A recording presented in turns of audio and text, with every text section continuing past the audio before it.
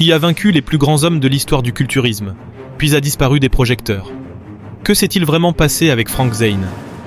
Pendant 3 années consécutives, il est resté au sommet absolu du sport triple Mister Olympia, dont le physique était si précis, si parfaitement équilibré qu'on l'appelait le chimiste. Mais aussi rapidement qu'il s'était élevé, son règne s'est effondré, laissant les fans se demander comment un homme qui avait autrefois défini l'esthétique avait pu disparaître si soudainement. Voici l'histoire méconnue de Frank Zane. Son ascension vers la gloire, les épreuves qui ont failli le détruire, les rumeurs qui continuèrent de le suivre, et la vie qu'il a construite après avoir quitté la scène. Mais derrière la célébrité se cachait une histoire que personne n'attendait, faite de douleurs, de philosophie et de choix qui ont tout changé l'ascension du chimiste. On l'appelait le chimiste. Non pas parce qu'il passait ses nuits plongé dans des bouteilles et des poudres, mais à cause de la façon dont il abordait le culturisme lui-même, Zane disséquait l'entraînement comme une expérience scientifique. Chaque répétition était mesurée, chaque série soigneusement notée, chaque ajustement à sa nutrition enregistré comme des données dans un carnet de laboratoire. Il ne cherchait pas le chaos à la salle. Il cherchait la précision. Pour Frank Zane, la salle de musculation n'était pas un donjon. C'était un laboratoire, et son corps était l'expérience ultime. Durant les années 1960 et 1970, il gravit les échelons avec une détermination silencieuse. D'abord en dominant l'AAU, puis en se forgeant une place dans l'IFBB contrairement à certains de ses pairs qui arrivaient en force avec un flot de publicité, Zane construisit sa réputation pas à pas, trophée après trophée, jusqu'à ce qu'il devienne impossible à ignorer. Et ce qui le rendait impossible à ignorer n'était pas sa taille, mais sa forme. À une époque où les culturistes devenaient des géants, Zane sculptait une nouvelle norme. Des lignes tranchantes comme un rasoir, une symétrie impeccable, et des proportions qui faisaient paraître son gabarit plus modeste comme imposant.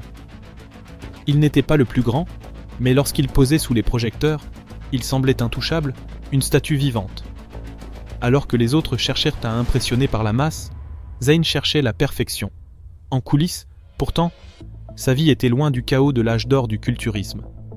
Le jour, il se tenait devant un tableau noir comme professeur de mathématiques et de chimie, expliquant des équations à des élèves qui ignoraient totalement que leur professeur discret construisait aussi l'un des plus grands physiques de l'histoire. Le soir, il se transformait, sculptant son corps avec la discipline d'un moine. Le contraste était surréaliste. En classe, il expliquait des formules à la salle, il les appliquait sur lui-même.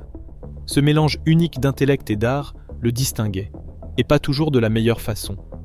Dans les cercles du culturisme, Zane était respecté, mais également perçu comme différent. Il n'était pas le plus bruyant, le plus flamboyant, ni le plus téméraire. Il était cérébral, stratégique et presque académique dans un monde qui célébrait la force brute. Et cette différence le mit en conflit discret avec l'homme le plus puissant du culturisme. Joe Wilder avait une vision du sport emplie de masses monstrueuses, de chocs visuels et de spectacles. Il promouvait des monstres de masse, des corps si énormes qu'ils en paraissaient presque extraterrestres. Zane représentait l'opposé. Sa vision du culturisme était un art, pas un cirque. Un chef-d'œuvre, pas une attraction. Ce fossé entre philosophie et promotion n'était pas qu'une idée, il allait façonner toute la carrière de Zane, ses victoires, ses luttes et finalement les fissures de son règne. À la fin des années 1970, Frank Zane avait quitté son rôle de professeur discret avec un rêve pour devenir l'homme au sommet du culturisme. Son approche scientifique, presque chirurgicale, de l'entraînement et de la nutrition ne fonctionnait pas seulement. Elle dominait.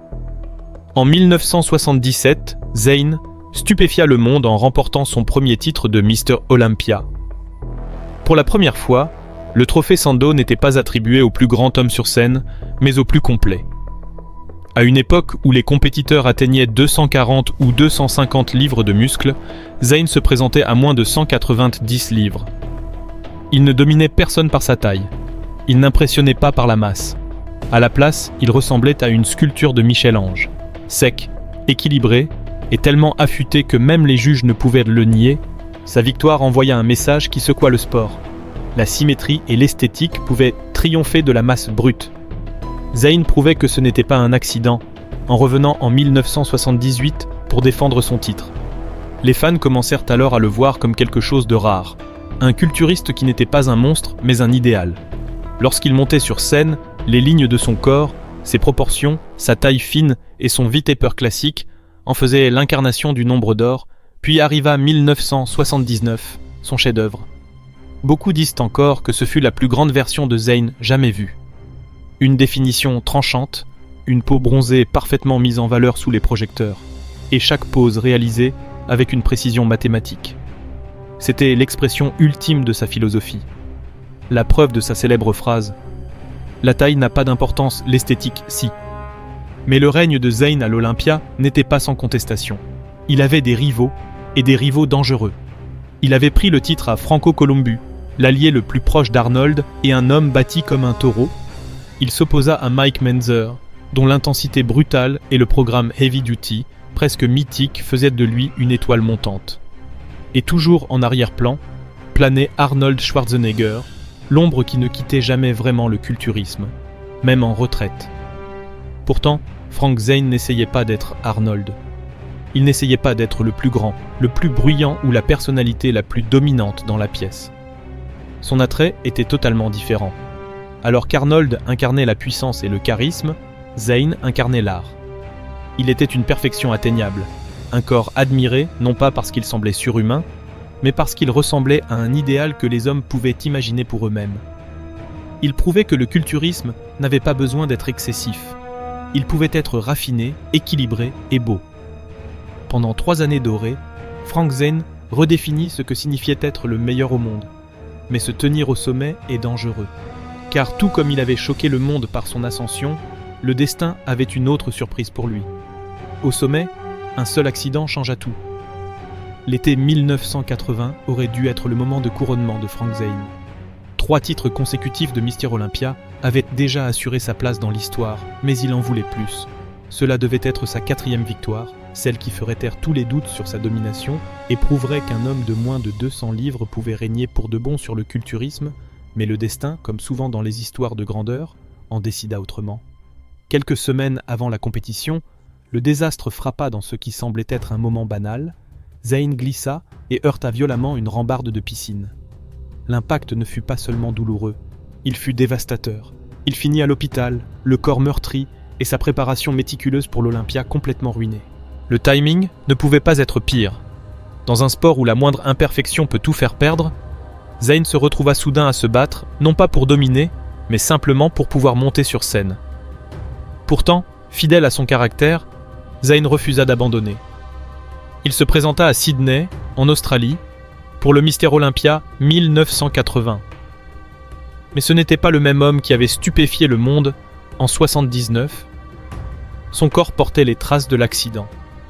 Sa plénitude musculaire n'était plus la même, et sa légendaire définition tranchante avait diminué. Pour les fans qui l'avaient revu à son apogée, il était évident que Frank Zayn n'était pas à 100%. Mais il s'avéra que ses blessures n'allaient pas être la partie la plus controversée de la soirée. Cette année-là, Arnold Schwarzenegger stupéfia le monde du culturisme en apparaissant sur scène pour un retour surprise à l'Olympia. Officiellement retraité et concentré sur Hollywood, Arnold ne s'était pas préparé avec la discipline implacable de Zayn ou de Mike Menzer. Et pourtant, sa simple présence changea l'énergie de l'événement. Soudain, ce n'était plus une compétition équitable. Cela ressemblait à un spectacle conçu pour Arnold. Les résultats déclenchèrent l'une des controverses les plus sombres de l'histoire du culturisme. Arnold fut couronné vainqueur, mais la décision provoqua une indignation immédiate. Mike Menzer explosa de colère en protestation. D'autres concurrents exprimèrent leur colère, et les fans quittèrent l'événement furieux. Beaucoup affirmaient que le résultat avait été truqué, que la politique et le favoritisme avaient décidé du champion plutôt que les physiques sur scène. Et au milieu de cette tempête se trouvait Frank Zayn, blessé, loin de sa meilleure forme, mais réussissant tout de même à terminer 3e, il devint la victime oubliée du scandale. À ce jour, d'innombrables fans soutiennent que même à moins de 100%, Zayn avait l'esthétique nécessaire pour réclamer son 4e Sandow. Au lieu de cela, l'Olympia de 1980 fut retenu non pas pour sa résilience, mais pour sa corruption. Les retombées furent brutales. Pour Zayn, la défaite n'était pas seulement la perte d'un titre, c'était le fait de voir le sport qu'il aimait se transformer sous ses yeux. Une nouvelle ère débutait, une ère propulsée, non par la symétrie et la proportion, mais par la masse et le choc visuel. L'âge du champion esthétique était en train de mourir. Remplacé par une taille monstrueuse, le type de perfection que Frank Zane représentait se retrouvait soudain décalé face à l'avenir du bodybuilding. Mais si le monde du bodybuilding pensait que Frank Zane allait se retirer en silence, il se trompait. Ce qui arriva ensuite choqua tout le monde, Zane refusa de jouer le jeu. Les ondes de choc de l'Olympia, 1980, ne s'arrêtèrent pas lorsque Arnold leva le sando. Pour Frank Zane et pour de nombreux concurrents qui se sentaient lésés ce soir-là, la décision n'était pas seulement discutable, elle était impardonnable. Pour Zane, le concours avait été compromis. Des années de discipline et d'art avaient été balayées par la politique et le spectacle. L'âme même du bodybuilding semblait souillée. Ainsi, en 1981, Zane prit une décision que peu de champions auraient osé prendre. Il refusa de concourir aux côtés d'autres athlètes de haut niveau, il boycotta entièrement le Mister Olympia, envoyant un message clair. Il n'allait pas cautionner ce qu'il considérait comme de la corruption pour Zane, qui avait construit toute son identité sur l'équilibre, la précision et l'équité. Monter sur cette scène aurait été hypocrite.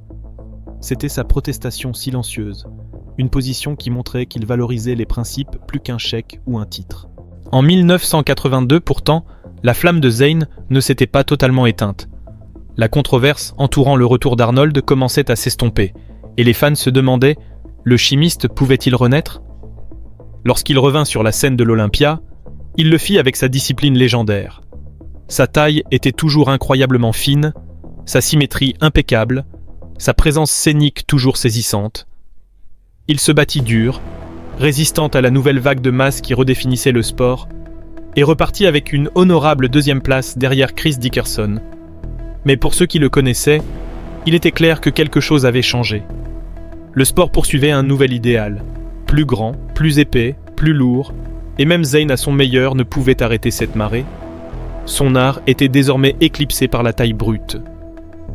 Puis arriva 1983, l'année qui brisa véritablement le rêve. Alors qu'il se préparait pour une nouvelle tentative de gloire à l'Olympia, Zane fut impliqué dans un grave accident de moto. Les blessures furent sévères, brisant non seulement son retour, mais aussi sa confiance. La récupération signifiait du temps perdu, du muscle perdu et de la progression sacrifiée dans un sport où chaque détail compte. Pour un homme qui avait toujours misé sur une précision chirurgicale, l'accident fut dévastateur. La machine parfaitement réglée qu'il avait bâtie pendant des décennies portait désormais des cicatrices impossibles à dissimuler. Au milieu des années 1980, Frank Zane prit la décision que chaque légende finit par affronter. Il se retira de la scène. Son temps comme prétendant sérieux était terminé. Le monde du bodybuilding qu'il laissait derrière lui n'était plus celui qu'il avait façonné. Des monstres de masse prenaient le contrôle, leur physique plus grand et plus massif que tout ce que Zane avait jamais cherché à atteindre. Son air de symétrie et de beauté classique cédait la place à un âge de puissance brute et presque monstrueuse. Mais Frank Zane n'était pas destiné à disparaître. Même loin de la scène, il refusa de s'effacer. La vie après la compétition. Quitter l'Olympia ne signifiait pas quitter le bodybuilding. Pour Frank Zane, la fin de la compétition n'était que le début d'un nouveau chapitre. Il avait passé des décennies à perfectionner une philosophie fondée sur la symétrie, la discipline et la précision. La retraite lui offrit l'occasion de transmettre cette philosophie aux autres. Loin des projecteurs, il créa le Zane Experience, plus tard appelé Zane Haven, une retraite d'entraînement où fans et athlètes pouvaient apprendre directement du maître. Ces sessions n'étaient pas des camps de torture destinés à gonfler l'ego avec de la fonte. C'étaient des séances intimes, soigneusement structurées, axées sur le contrôle, la proportion et la connexion profonde entre l'esprit et le muscle. Pour Zane, il ne s'agissait pas de bâtir le plus grand corps, mais le plus harmonieux. Les personnes qui s'entraînaient avec lui ne repartaient pas seulement avec des muscles endoloris, elles repartaient avec une nouvelle façon de voir leur corps et leur vie. Mais Zane ne s'arrêta pas là. Il transforma ses idées en mots, devenant l'un des auteurs les plus prolifiques du bodybuilding. Ses livres, The Zane Way, To a Beautiful Body, Zane Bodybuilding Manual, Mind, Body, Spirit et d'autres, devinrent des références pour ceux qui voulaient plus que des programmes génériques. Il combinait entraînement, nutrition, psychologie, visualisation et même spiritualité. Dans un monde obsédé par la taille des biceps et du torse, Zane écrivait sur la méditation, la respiration et la maîtrise de soi. Il n'enseignait pas simplement le bodybuilding, il enseignait une philosophie déguisée en fitness. Peu à peu, Zane bâtit un empire, non pas bruyant et flashy, mais enraciné dans ses principes. Alors que beaucoup de ses contemporains payèrent le prix de la poursuite d'une taille extrême, crise de santé, opérations, carrières écourtées, Zane vieillit différemment. Il resta mince, en bonne santé, lucide, une publicité vivante pour la durabilité dans un sport qui détruit souvent ses stars. Sa simple existence devint la preuve que sa voie était la bonne, et il ne resta pas silencieux sur l'évolution du bodybuilding. Zane critiqua ouvertement l'obsession du sport pour l'usage extrême de drogue, la prise de masse démesurée et des physiques plus monstrueux qu'humains. En interview, il déplorait que le bodybuilding ait perdu son art, disant que ce qui était autrefois beau était devenu grotesque. Pour lui, les champions modernes avaient échangé l'harmonie contre le choc visuel, transformant le sport en cirque. Pourtant, Zane vit un espoir renaître lorsque la catégorie classique physique fut introduite des décennies plus tard, conçue pour récompenser la symétrie, le flow et l'esthétique plutôt que la masse brute. Il la félicita. Pour lui, c'était un signe que le sport retrouvait ses racines, celles qu'il avait incarnées sur la scène de l'Olympia. Même dans ses années tardives, Frank Zane ne renonça jamais au mode de vie qu'il avait défini. Il s'entraînait encore quotidiennement, mais ses séances n'avaient plus rien des batailles de fonte de sa jeunesse. Maintenant, c'était un mélange de poids légers, d'étirements, de méditation et de techniques de respiration. Il parlait souvent du pouvoir de la visualisation, l'outil même qu'il avait utilisé pour sculpter son physique légendaire. Pour Zane, le bodybuilding n'avait jamais été seulement une question de corps, mais d'esprit. Mais tandis que Zane vivait cette vie calme et disciplinée, le monde extérieur ne l'était pas toujours. Des rumeurs commencèrent à circuler. Pour un homme qui avait bâti sa carrière sur la précision et la discipline, la vie post-compétition de Frank Zane fut loin d'être exempte de spéculation. Au fil des ans, la communauté du bodybuilding n'a jamais cessé de parler de lui, et pas toujours de manière flatteuse. Plus d'une fois, des rumeurs annonçant sa mort ont circulé en ligne, articles, publications sur les réseaux sociaux, conversations dans les salles de sport annonçaient son décès, pour qu'il réapparaisse en interview, bien vivant. Ces fausses alertes devinrent presque une tradition, rappelant à quel point son nom restait légendaire et combien la communauté refusait de le laisser partir, puis vinrent les accusations. Certains critiques affirmaient que malgré son image scientifique et sa réputation de maître des proportions, Zane avait eu recours aux stéroïdes, bien plus qu'il ne l'admettait. Son surnom, de chimiste, n'aidait pas. Pour certains, c'était la preuve d'une dépendance aux produits plutôt que d'un entraînement méthodique. Les débats font encore rage pour savoir si son physique était dû à la discipline et à l'intelligence, ou à la chimie et au secret. D'autres critiquèrent la manière dont l'industrie du bodybuilding avait traité sa carrière. Zane fut-il mis de côté après 1980 parce qu'il refusait d'embrasser l'ère des monstres de masse que Joe Weider promouvait? Certains suggèrent même qu'il fut discrètement blacklisté pour ne pas correspondre à l'agenda marketing, un champion représentant l'art alors que l'industrie voulait du spectacle. Les débats parmi les fans ne cessent jamais. Zane était-il sous-estimé? Un homme en avance de plusieurs décennies dont le physique dominerait la division classique physique actuelle? Ou simplement chanceux de concourir entre la retraite d'Arnold et l'arrivée des véritables monstres de masse comme Lee Haney et Dorian Yates? Selon à qui l'on demande, Zane était soit l'artiste ultime, soit une anomalie couronnée durant une courte période d'absence des géants. Puis viennent les questions sur sa santé. Le bodybuilding laisse des traces, et Zane a subi sa part de blessures, de son accident de piscine à sa chute en moto. Les spéculations tournent souvent autour de la manière dont son corps a résisté après des années d'entraînement, de régime et de supplémentation. Pourtant, malgré toutes les rumeurs, Frank Zane apparaît aujourd'hui étonnamment en forme, lucide et fort bien dans ses 70 ans. Preuve peut-être que sa voix était la plus durable. Alors, après tout cela, les victoires, les scandales, les rumeurs, que s'est-il réellement passé avec Frank Zane? L'histoire de Frank Zane ne s'est pas terminée lorsque les Sandoz ont cessé d'arriver. Au contraire, c'est à ce moment-là que la partie la plus profonde de son héritage a commencé. Les trophées, aussi impressionnants soient-ils, n'étaient que des marqueurs temporaires dans le temps. Ce qui leur a survécu, c'est sa philosophie. La conviction que le bodybuilding n'était jamais censé être un concours de gigantisme, mais une quête d'harmonie, de proportion et de cette précieuse connexion esprit-muscle. Là où d'autres voyaient la musculation comme une force brute, Zane la voyait comme un langage, un dialogue entre discipline et design. Alors que beaucoup de champions de son époque disparaissaient lentement dans l'histoire, rappelés seulement par leur classement à l'Olympia, l'approche de Zane devint quelque chose de plus grand, un plan directeur. Ses méthodes, ses principes et sa philosophie ont influencé non seulement les compétiteurs, mais aussi des générations d'athlètes, d'entraîneurs et même de pratiquants occasionnels qui voulaient construire quelque chose de beau, non de monstrueux. Cette influence prit tout son sens des décennies plus tard, avec l'essor de la division classique physique. Conçue spécifiquement pour récompenser la symétrie, l'équilibre et l'esthétique, elle donnait presque l'impression que le sport admettait que Zane avait eu raison depuis le début. Pendant des années, le bodybuilding s'était poussé à l'extrême, poursuivant la masse au point de devenir méconnaissable. Mais pour réellement évoluer, il devait revenir à l'art que Zane avait incarné sur scène. Il avait planté la graine, et le classique physique était le sport la laissant enfin pousser. C'est pour cela que Zane se tient épaule contre épaule avec Arnold Schwarzenegger et Franco Columbu comme l'un des icônes incontestées de l'âge d'or du bodybuilding. Chacun représentait quelque chose de différent. Arnold avec son charisme magnétique et sa présence plus grande que nature, Franco avec sa détermination implacable et sa force brute, et Zane avec son dévouement à la perfection esthétique ensemble, ils ont défini une époque qui reste la période la plus célébrée du sport. Sans l'art de Zane, l'âge d'or n'aurait pas eu son équilibre. Et pourtant, sa place dans l'histoire continue de susciter le débat. Les fans demandent encore, si Frank Zane, dans sa prime, montait sur scène aujourd'hui sous les règles du classique physique, dominerait-il la division ? Certains affirment qu'il serait intouchable, sa symétrie et sa définition établissant une norme impossible à égaler pour les athlètes modernes.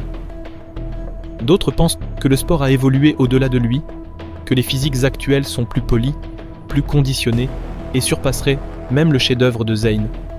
Mais le simple fait que ce débat persiste montre le poids de son influence. Les légendes soulèvent des questions qui ne meurent jamais vraiment. Peut-être que le vrai mystère de Frank Zane n'est pas comment il a perdu, ni pourquoi son règne s'est terminé, mais comment ses idées ont réussi à survivre aux géants qui l'ont éclipsé. Dans une industrie obsédée par la taille, Zane a laissé une philosophie qui a prouvé qu'il existait quelque chose de plus. Frank Zane n'a pas seulement sculpté un corps, il a taillé une question à laquelle le bodybuilding n'a toujours pas répondu. Est-ce un art ou simplement